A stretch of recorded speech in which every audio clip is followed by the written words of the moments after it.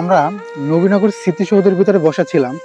হঠাৎ করে এই একটা পিচ্ছি আমার কাছে চলে আসলো যে আঙ্কেল কিছু টাকা দেন, কিছু খাবো। আসলে আমরা এই পিচ্ছির নিয়ে এখন কিছু কথা বলবো যে এ কি করে, কি খায় বা কোথায় থাকে। আমরা এই পিচ্ছির মুখে কিছু কথা শুনবো। আচ্ছা বাবা, তোমার বাবা মা আছে? বাবা মা আছে? কোথায় থাকে? বাসা বাসায়। বাবা কি করে? কাম করি কি কাম করে? দালাই। দালানের কাজ করে। হ্যাঁ, তোমাকে ঠিক মতো খাইতে দেয় না? দেয় তারপর তুমি এখানে কেন তাহলে? এই টাকায়। তুমি কি এখানেই থাকো? হ্যাঁ, সকালে কিছু খাওয়া দাওয়া করছো? না, কিচ্ছু খাও নাই? কেন, বাবা খাবার দেয় না? না, মা নাই? নালু ঠিক আছে। রুটি খাইছো? মা আছে? হ্যাঁ, মা কি করে? ভিক্ষা করে। মা ভিক্ষা করে। তোমার বাবা তোমার মায়ের জিগায় না? না, জিগায় না, তার জন্য মানুষের কাছে চাইয়া চিন্তা খাও। সকালে কি রুটি খাইছিলা বাবা, নাকি মিথ্যা কথা কইতেছো? সকালে কিছু খাইছিলা তুমি? পাশে লুটি। রুটি খাইছো? পেট ভরছে?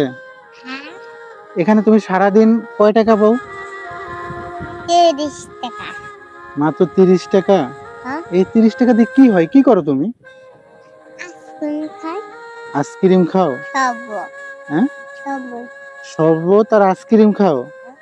গলা শুকায় যায় হাঁটতে হাঁটতে। হ্যাঁ, এই যে সারাদিন তুমি এখানে ওখানে থাকো, তোমার বাবা মা তোমারে খুঁজে না? আমার ভাই শুনবে। আমার ভাই ও, তোমার ভাইও এখানে থাকে? তোমার ভাই কি করে?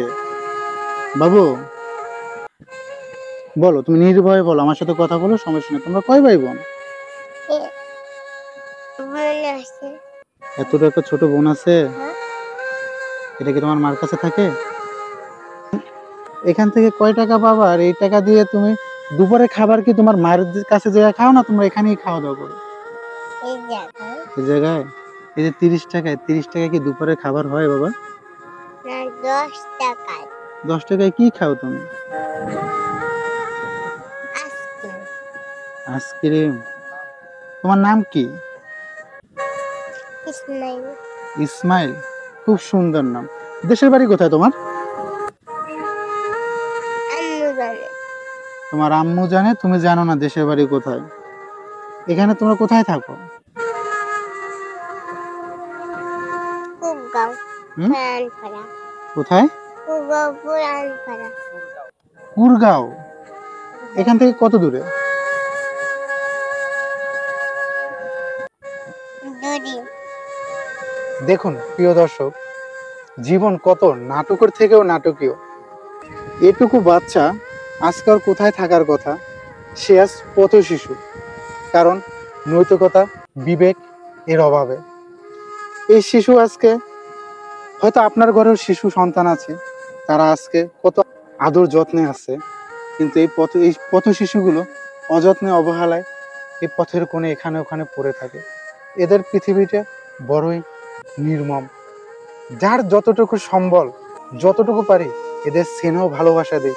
কারণ এদের অবহেলা নাই, এদের কাছে টানুন, এদের আদর দিন, এদের যত্ন দিন। এরা হয়তো আপনার আমার অবহেলার কারণেই এরা আগামীতে কেউ ছিনতাইকারী, কেউ বা বিভিন্ন কাজে লিপ্ত হয়ে যাবে। কিন্তু আপনি আমি যদি একটু আদর যত্ন দিই, হয়তো এরাই আমাদের জন্য, সমাজের জন্য ভালো কিছু করবে। প্রিয় দর্শক, কেউ কিছু মনে করবেন না, এটা আমাদের ভিউ বাড়ানোর জন্য না, বা সমাজকে দেখানোর জন্য না। আমি আপনাদের কাছে এটুকুই তুলে ধরলাম, আমাদের আশেপাশে এরকম হাজারো পথ শিশু আছে যাদেরকে আমরা অবহেলা বা লাঞ্ছনার চোখে দেখি। আমাদের কাছে আসলে আমরা দূর দূর করে তাড়িয়ে দিই। এমনটা যেন না করি। এরাও একটু ভালোবাসা চায়, এরা একটু আদর চায়, এরাও মানুষ। মনে রাখবেন, সর্বোপরি একটাই, এরাও মানুষ।